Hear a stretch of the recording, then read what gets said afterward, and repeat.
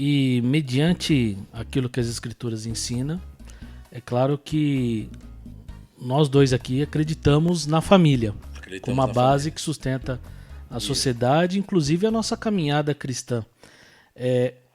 A gente vive num mundo em que a figura masculina, ao longo dos anos, ela tem sido deturpada por diversos movimentos dessa era que a gente chama de pós-modernidade.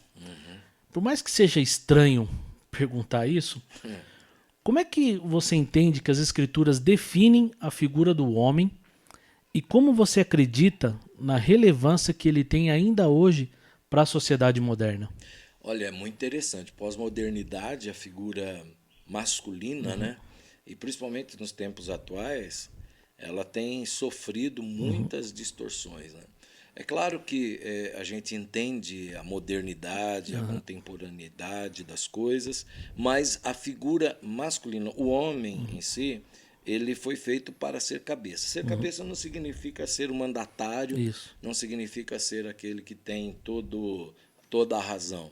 Mas existem algumas funções do homem estabelecida, e eu estou falando a partir da ótica daquilo que você falou que nós acreditamos, as escrituras, né? Isso. O homem, segundo as escrituras, é aquele tem várias características, mas uma das coisas que ele proporciona por conta da sua estrutura emocional, física, da sua própria psique, enfim, de toda a sua estrutura, ele proporciona segurança, ele proporciona provisão, ainda que a provisão não seja só oriunda das suas próprias mãos.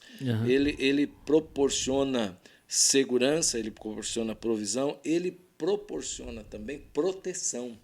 Né? São coisas que, obviamente, a gente sabe que a mulher pode proporcionar, não tem problema nenhum. Só que a estrutura que Deus colocou no homem para oferecer isso Sim. é uma coisa interessantíssima, não é? Se a gente for puxar da história, era o homem que saía para trabalhar e trazia a provisão, era o homem que defendia a família, ele que tinha que ir para a guerra, entendeu? As mulheres não iam para a guerra. Era ele, por exemplo, que proporcionava, por causa da sua estrutura física, proteção contra qualquer perigo, e ainda é hoje, né? E se não for, tem alguma coisa estranha, né? Se oferecer, né, para ser o protetor da família. Então, o homem, na minha opinião, é isso. E tem uma coisa interessante que as escrituras vão falar sobre a questão do relacionamento conjugal, né?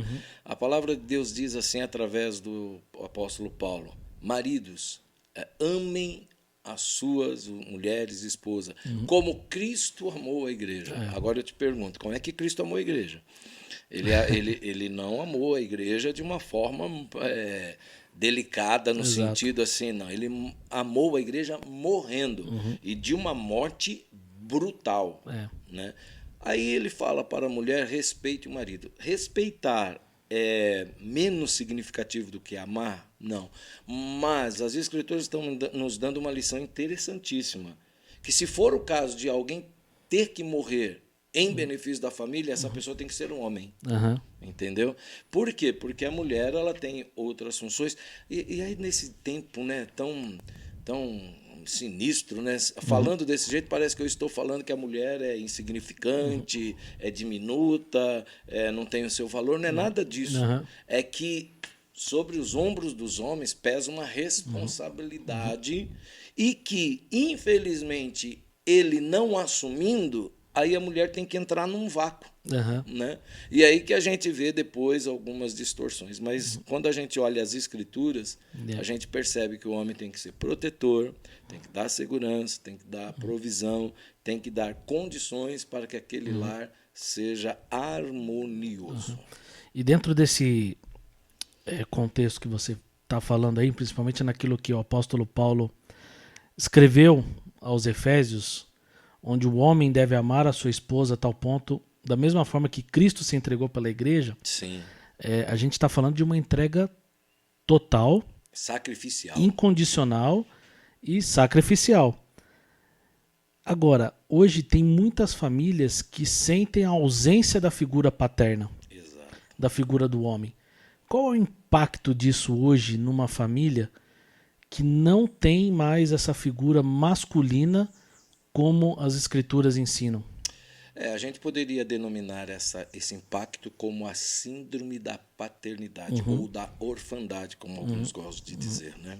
Porque a figura paterna, ela traz uma segurança, ela traz harmonia, e você vê nos dias de hoje, na sociedade moderna, e lamentavelmente, muitas mulheres criando seus filhos sozinhos, muitos, mas muitos, têm no seu registro de nascimento só o nome da mãe, né? E a ausência da figura paterna.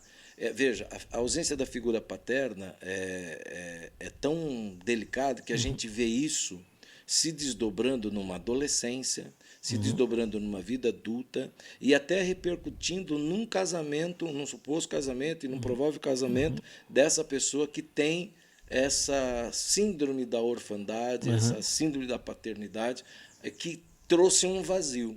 Agora, isso não quer dizer, por exemplo, que a mãe ela não se esforçou, ela não fez o que ela pôde, ela não usou de todos os seus recursos emocionais, financeiros, físicos, morais, éticos, qualquer coisa. Não é isso. Não estou falando que alguém criado pela mãe vai ser ruim, vai ser mal. Mas haverá uma lacuna que precisará ser preenchido, obviamente, por por um ser que eu acredito que é o único que poderá preencher essa coluna, além da figura da mãe, do cuidado da mãe, do amor da mãe, da provisão da mãe e tudo mais, que é o poder do Espírito Santo na pessoa de Deus Pai.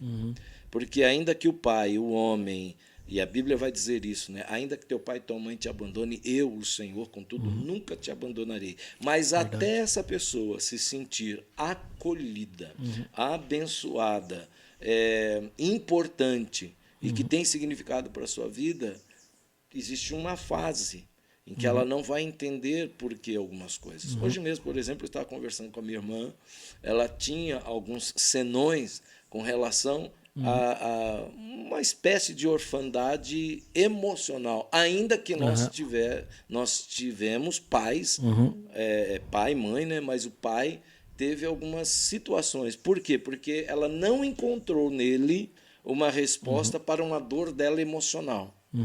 Então, a ausência não é só porque ele não existe, que ele morreu, ou a mulher criou o filho sozinho. É a ausência mesmo vivo. Ou seja, ele não assumiu a responsabilidade. Alguém disse uma vez, né? É homem para fazer, mas não é homem para cuidar. E aí cria-se uma situação muito complicada para a vida de uma criança, de uma família e tudo mais.